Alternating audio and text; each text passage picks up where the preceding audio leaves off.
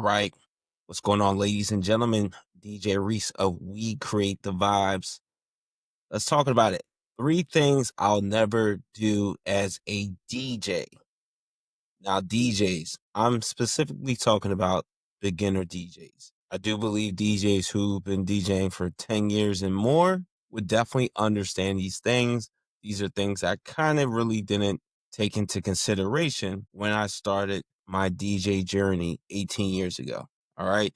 So let's get into it. Number one, play what I want to hear over the crowd's needs. Now, DJs, you have to remember when we're hired by a client, corporate event organizer, an event planner, we're hired to play for the audience. We're hired to play for the guests who are going to be there.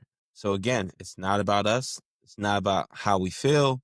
It's not about, this music is corny or I can't dance to this. Remember, we have to take ourselves out of it. We're providing a service. We're here to service the crowd. We're here to service the event attendees, guests, the person who hired us. That's who we're here to service. We're not here to service ourselves. So we have to take the selfishness, take the ego out of it, and make sure you're playing music for your client and for the people who are at the event.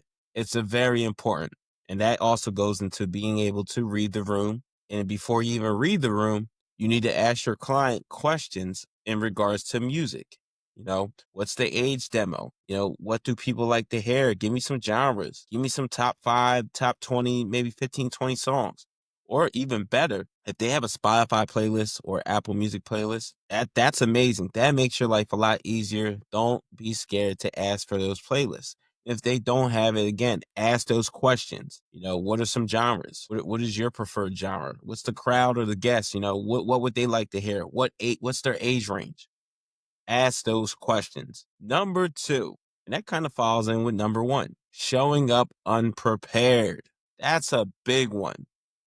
And unfortunately, I'm still hearing stories about DJs who been in it 15, 20 years and they're showing up unprepared, not having enough cables, maybe forgetting a laptop charger, or their controller stops working, they don't have a backup, or even their laptop stops working, they don't have a backup, or God forbid their wireless microphone system is a wreck, it doesn't work, or they didn't scan the room before they plugged it, before they started the event. Like making sure you scan the room on your wireless microphone system. That's super important.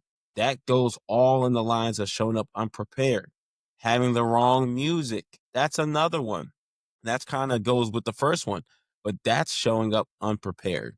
That's like preparing for 20-year-olds, but your crowd is 50, 60, and 70. That's being unprepared. All right. You gotta show up unprepared. You gotta make the checklist, cross off that checklist once you get certain things done, but make sure you make a checklist for every gig. Check everything double, triple, quadruple times so that you are prepared once you walk. When you come in those doors early and you set up, you do your social media, you are prepared. You're ready to go. There's no worries. There's no complaints. You didn't forget your gaff tape. Everything is ready to go. You have multiple wires and adapters and cables just in case something happens. Show up prepared. This makes you stand out.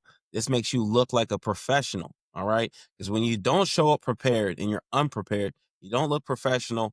And trust me, that client is not going to book you again, especially if they care about quality and how their event looks. There's no way they'll book you again. Show up prepared. This helps you keep clients and also helps you gain clients. Remember, DJs, this is your reputation at stake. You got to be serious. And number 3, the last thing, saying yes to every gig.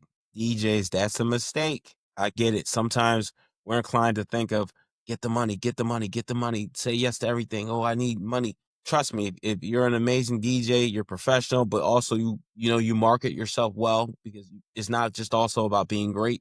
People need to know that you're great, and how they're going to know you're great is marketing yourself, putting yourself out there. Yes, word of mouth is, still happens in today's world. However, word of mouth is not as big as marketing and branding. It's just not.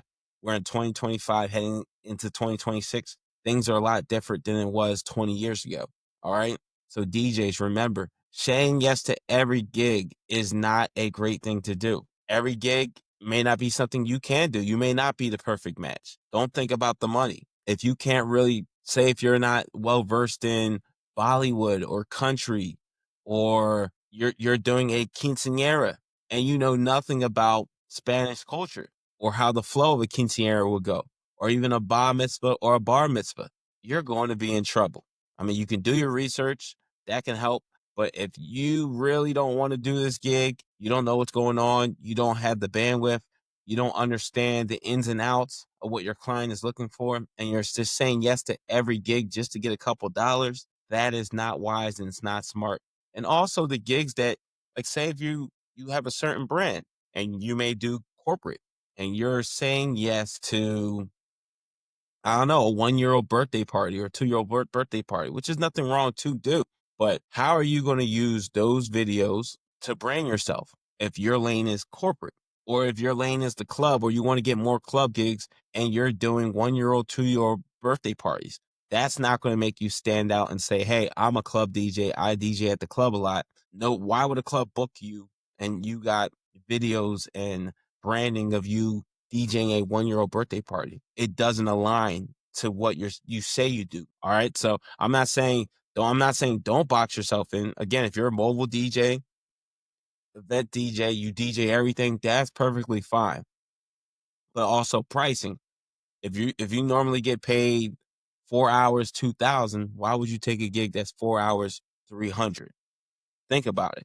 If something goes wrong, if something breaks, and it costs way more than, say if your laptop broke, say if somebody accidentally walked by your laptop stand and knocked it off, or somebody spilled, a drink on your controller, or some piece of equipment or your external mixer, and it costs more to get it a new one or get it fixed than what you're getting paid for the gig. Was it really worth leaving your house for? The answer is no, because you could have stayed home and saved your money and not spend the money that you got to get to repair an item. All right. And of course, a lot of us, we all have insurance. But at the end of the day, to get the check, is it going to come right away? Then you order that new equipment in. Say if you have back to back gigs, are you going to get it in time? Where you could have just stayed home and said no to a gig that is something that you normally don't do, or it's not the right price range. Because again, you're saying yes to low budget gigs, but most of the time you don't get paid low budget. That also damages your reputation. People talk. So say someone else wants to book you at the gig. Well, I heard you were $300 for 4 hours, when you're really not, especially if you do corporate and other events and weddings. But now you position yourself as a 4 hour $300 DJ. So again, you're ruining your reputation. And think about it. Not every gig you can use as a branding tool, and not every gig is going to help you get other gigs. And sometimes, again, it might not be a perfect match. That might not be a client, a crowd, or audience you want to DJ for. Sometimes it's just not worth the headache again. So DJs, make sure you're not saying yes to every gig. Make sure you're the perfect match, and make sure that client is the perfect match. So again, the 3 things I will never do again as a DJ: play what I want over the crowd's needs. That's something when I was starting off, I had a problem doing. I didn't really understand. I didn't know how to read the room. I ain't asked the proper questions before I went to the event. Number 2, showing up unprepared, and that can look like in many ways: not having the proper cables, wires, adapters, not having the proper music, not asking the proper questions to know who my client and audience is. That's something I struggled with very early on too as well. And number 3, saying yes to every gig. That took me some time too as well. But you got to understand, your brand is everything. You are your brand, but your brand is everything. And that's what moves you along in your DJ journey. All right. So DJs, let me know which one is something that you used to struggle with or you still struggle with. And then name one thing that as a DJ you would never do again. All right, this is DJ Reese of We Create the Vibes podcast. DJs, I appreciate y'all. Happy Monday. Peace.